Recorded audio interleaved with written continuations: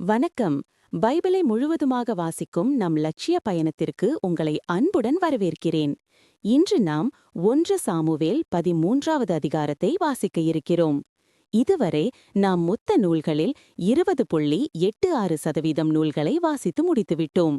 இன்னும் சில நூல்களை முடித்தால் நம் பயணம் வெற்றிகரமாகும். இன்றைய வாசிப்பின் மூலம் அந்த இலக்கை இன்னும் முன்னோக்கி நகர்த்துவோம். வாங்க தொடங்குவோம்.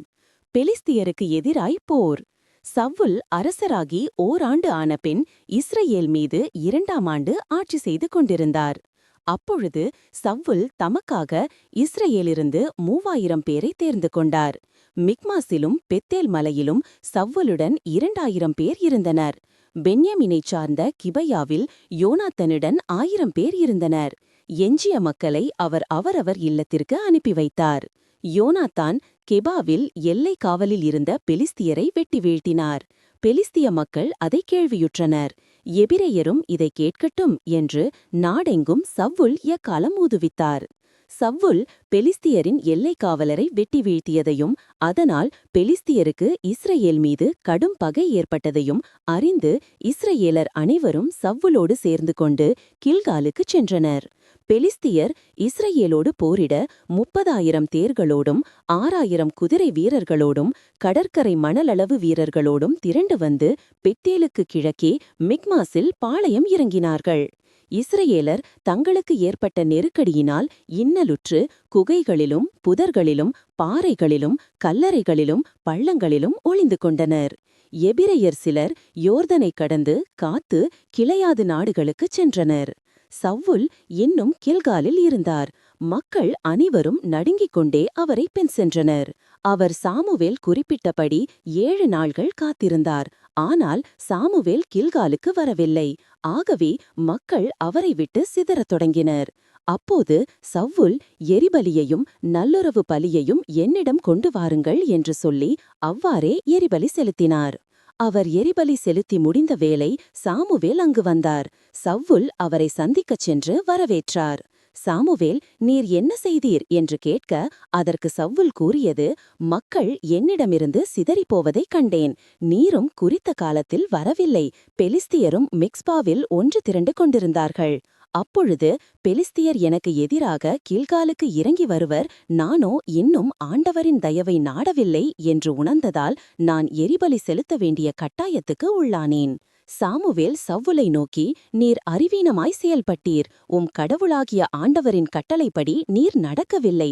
இல்லையேல் ஆண்டவர் இஸ்ரயேல் மீது உமது அரசை என்றென்றும் நிறுவியிருந்திருப்பார். ஆனால் உமது அரசு நிலைக்காது. ஆண்டவர் தம் மனதிற்கு ஏற்ப ஒருவரை தமக்கென தேடி அவரையே தம் மக்களின் தலைவராய் நியமித்துள்ளார். ஏனெனில் ஆண்டவர் கட்டளையின்படி நீர் நடக்கவில்லை என்றார். சாமுவேல் எழுந்து கில்காலிலிருந்து பென்யமினைச் சார்ந்த கிபையாவுக்குச் சென்றார். சவுல் தம்மோடு இருந்த வீரர்களை கணக்கெடுத்தார். அவர்கள் ஏறத்தாழ 600 பேர். சவுலும் அவர் மகன் யோனாத்தானும் அவரோடு இருந்த வீரர்களும் பென்யமினைச் சார்ந்த கெபாவில் தங்கினர். பெலிஸ்தியரோ மிக்மாசில் பாளையம் இறங்கியிருந்தார்கள். பெலிஸ்தியரின் பாளையத்திலிருந்து 3 படைகளாக கொள்ளைக்காரர் புறப்பட்டு வந்தனர். ஒரு படையினர் ஒபிரா வழியாக சூவாள் நாட்டிற்கு பிரிந்து சென்றனர். இன்னொரு படையினர் பெத்கோரோன் வழியாகச் சென்றனர். வேறொரு படையினர் பாலைநில கெபோயிமின் பள்ளத்தாக்குக்கு எதிரான எல்லை வழியில் சென்றனர். எபிரெயர் தங்களுக்காக வாள்களையும் ஈட்டிகளையும் செய்து கொள்ளக்கூடாது என்று பெலிஸ்தியர் திட்டமிட்டிருந்ததால் இஸ்ரயேல் நாடெங்கும் கொல்லன் எவனும் காணப்படவில்லை. இஸ்ரயேலர் அனைவரும் தங்கள் கலப்பை கொழுக்களையும் மண்வெட்டிகளையும் கடப்பாறைகளையும் கோடாரிகளையும் அரிவாள்களையும் தீட்டுவதற்காக பெலிஸ்தியரிடமே சென்றனர். தீட்டுவதற்கான கூலி தலப்பை கொழு, மண்வெட்டி, முக்கூர் கருவி, கோடாரி, தாற்றுக்கோள் ஆகிய ஒவ்வொன்றும் 8 கிராம் அளவுள்ள நாணயம். ஆகவே போரிடும் நாள் வந்தபோது சவுலோடும் யோனாத்தானோடும் இருந்த வீரர் கையில் வாளோ ஈட்டியோ கிடையாது. சவுலும் யோனாத்தானும் மட்டும் அவைகளை வைத்திருந்தார்கள். நாம் 1189 அதிகாரங்களில் 249 அதிகாரங்களை நிறைவு செய்துவிட்டோம். இன்னும் சில அதிகாரங்களை வாசித்தால் முழு பைபிளையும் முடித்துவிடுவோம். நாளை அடுத்த அதிகாரத்தை பார்க்க சந்திப்போம். நாள்தோறும் இந்த பயணத்தில் நீங்களும் பங்கேற்றால் பைபிளை முழுமையாக வாசித்து முடிப்போம்.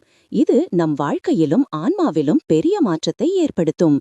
இந்த பயணம் உங்களுக்கு நம்பிக்கையையும் சமாதானத்தையும் கொடுத்தால் இந்த வீடியோவை லைக் செய்யவும் சப்ஸ்கிரைப் செய்யவும் மறக்க வேண்டாம். பகிர்ந்து மற்றவர்களையும் இந்த பயணத்தில் சேருங்கள். நாளை மறக்காமல் வாருங்கள்.